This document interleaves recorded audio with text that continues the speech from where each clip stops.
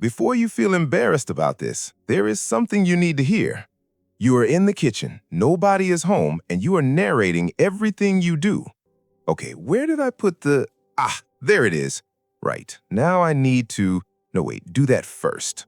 Or you are driving and you are having a full conversation with yourself about something that happened 3 days ago, saying things you should have said and winning arguments you already lost. Or you are stressed and you hear your own voice in your head coaching you, calming you, and talking you through it. Most people who do this never tell anyone because somewhere along the line, someone made them feel like it was strange, like it was a sign that something was off. Here is what nobody told you. People who talk to themselves complete tasks 25% faster and make significantly fewer errors than people who do not. That's not an opinion. That is a finding from peer-reviewed research, and that's just the beginning of what talking to yourself actually reveals about the way your mind works. Let's deal with the myth first, because it's stubborn and it has done a lot of damage. The myth is that talking to yourself means you are lonely or unstable, or at minimum, a little odd. Pop culture planted this idea early. The person muttering to themselves in a film is never the hero. They're the eccentric, the unhinged, the one you worry about. So most people learn to hide it, to do it quietly, to stop mid-sentence when someone walked into the room, and to feel a small flash of embarrassment every time they caught themselves mid-monologue. But here's what the science has spent decades quietly establishing.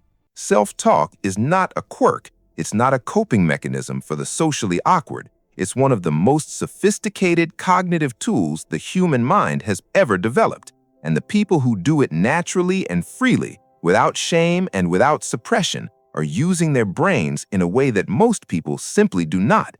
Albert Einstein talked to himself constantly. He would repeat sentences aloud while working, narrate his own thinking, and speak problems out loud before solving them. Now, that alone proves nothing, but it's a starting point worth sitting with. Here's the simplest way to understand what's actually happening.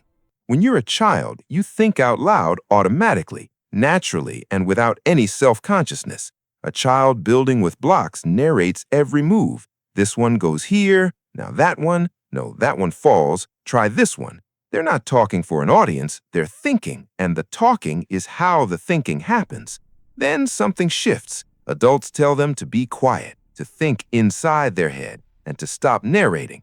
And so the voice goes inward. The external monologue becomes an internal one. But for some people, in certain situations, the brain still reaches for the external voice.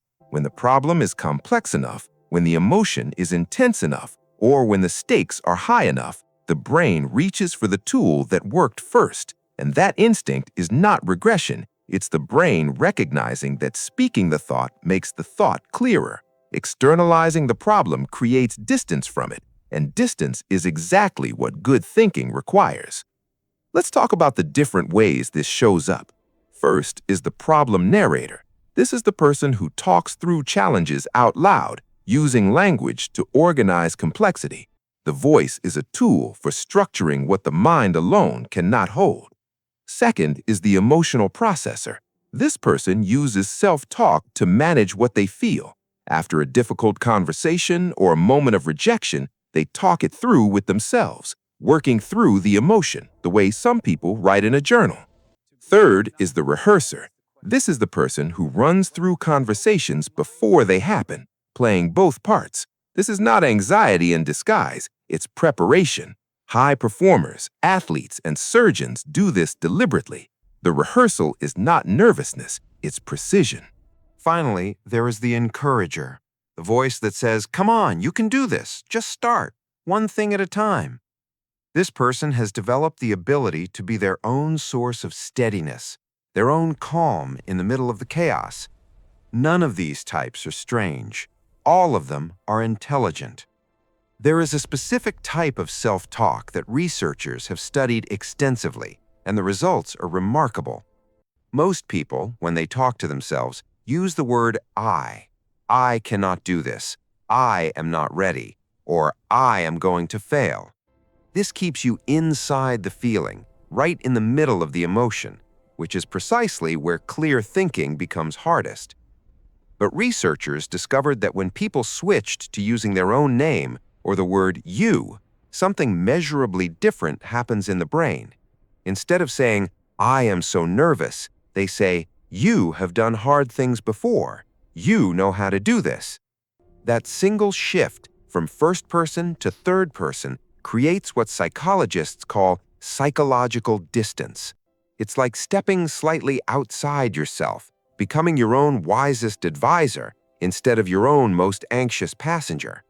Studies found that people who used this distanced self-talk experienced significantly less stress before high-pressure situations, made calmer decisions, and recovered faster from setbacks. It sounds almost too simple, just say your own name or use you instead of I, but the effect is real. So, what does it actually mean if talking to yourself comes naturally to you? It means your brain is offloading. When a thought or emotion is too large to hold entirely inside, the mind reaches for language to carry part of the weight. Speaking it reduces the cognitive load and frees up space for clearer thinking. It also means you are self-aware. The ability to have an inner dialogue that observes and responds to itself is a marker of metacognition, the capacity to think about your own thinking. It means you have a deep relationship with your own mind, checking in, adjusting, and reflecting, rather than just reacting externally to the world. You process deeply, turning things over and making meaning out of your experiences. There is one simple thing worth taking from everything we've covered today. Stop hiding it. Stop being ashamed of it when it happens. Every time you cut yourself off mid-sentence because someone walked into the room, you're interrupting one of your mind's most effective processes. Instead of hiding it, try the third-person shift deliberately. The next time things are hard, or the next time you feel anxiety rising, use your own name or the word you. You have done harder things than this. You know how to figure this out. You are going to be okay. It sounds simple because it is, and it works because your brain steps outside the storm long enough to see clearly. The voice in your head that narrates, questions, rehearses, and encourages is not your weakness. It's your mind doing what minds are supposed to do, making sense of things and preparing for what comes next.